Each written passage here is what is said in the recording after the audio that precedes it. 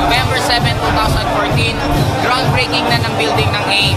For me, this is the right time kung sasali ka sa AIM. Kaya I'm calling everyone, lahat pa po ng hindi pa po na-involve sa networking, lahat po ng empleyado na sawang-sawa na sa trabaho nila, OFW na gusto nyo nang umuwi ng Pilipinas, mga bata na gusto nyo mapapangarap at an early age, I do suggest mag-try ka na sa AIM. Kasi 2 years from now, 23-story ang magiging building namin. This is one of the landmarks sa EDSA. Kaya para sa akin, yung duda mo noon, kung hanggang ngayon nagdududa ka pa, huwag mo nang pagdudahan.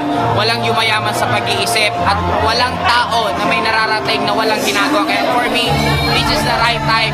Take the risk. Yung ginawa namin 8 years ago, gawin mo ngayon kasi isa lang sigurado ko, kung anong narating namin ngayon, mas malayo ang mararating nyo. Kaya guys, again, this is Joseph Lim. Para sa akin, mag-networking ka na. Bye-bye!